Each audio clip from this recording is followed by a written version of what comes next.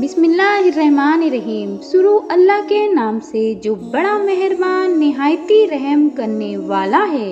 حضرت موسیٰ علیہ السلام اور قصبہ کا واقعہ۔ حضرت موسیٰ علیہ السلام نے اپنے رب سے جنت میں ان کی صحبت میں رہنے والے ساتھی سے ملنے کی درخواست کی تو اللہ تعالیٰ نے ان کی طرف وحی فرمائی، یعنی اے موسیٰ اس طرح فلاں شہر میں جا، تجھے تیری رفیق جنت کی زیارت نصیب ہو جائے گی۔ چنانچہ حضرت موسیٰ علیہ السلام نکلے اور اس شہر میں پہنچ گئے۔ پھر کیا ہوا کہ ان کی ملاقات ایک نوجوان سے ہوئی جو بہت ہی تپاک سے آپ کو سلام کرتا ہے۔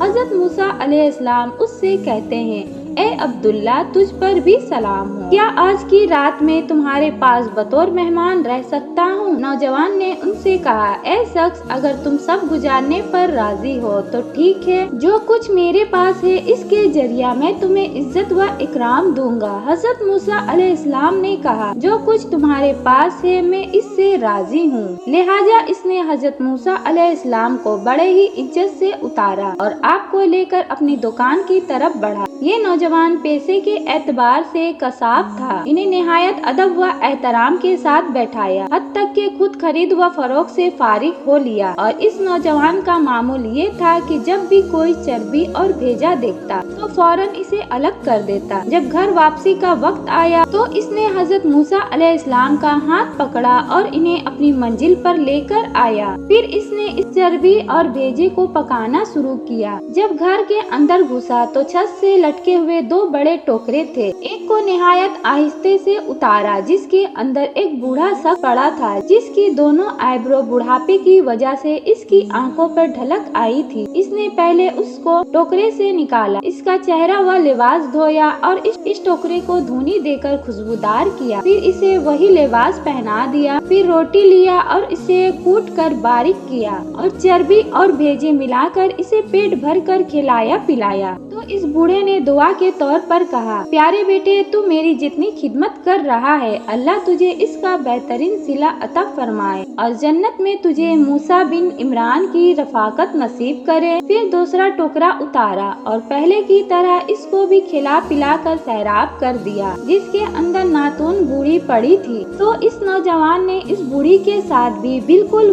ویسے بوڑھے کی طرح معاملہ کیا۔ تو بڑھیا نے خوش ہو کر کہا، الحمدللہ اے نور نظر، میرے ساتھ کیے ہوئے تیرے احسانات کو اللہ کبھی ضائع نہ کرے گا اور جنت میں تجھے موسیٰ بن عمران کا رفیق بنائے۔ پھر اس نوجوان نے ان دونوں کو ان کی جگہوں پر رکھ دیا۔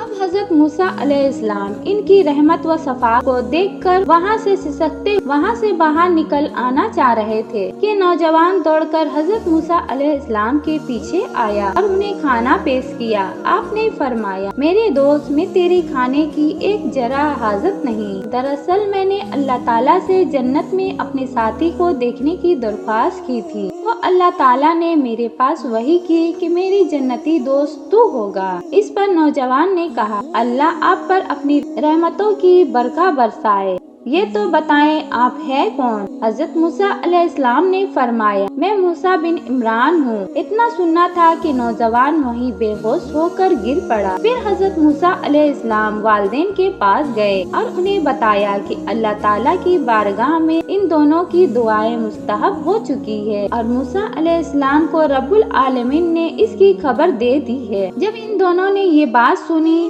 ایک گہری سانس لی اور پھر دونوں کی روح پرواز کر گئی۔ حضرت موسیٰ علیہ السلام نے دونوں کی نماز جنازہ پڑھائی اور وہ نوجوان بھی کچھ دن حضرت موسیٰ علیہ السلام کی صحبت میں رہ کر دائی ازل کو لبیک کہہ گیا۔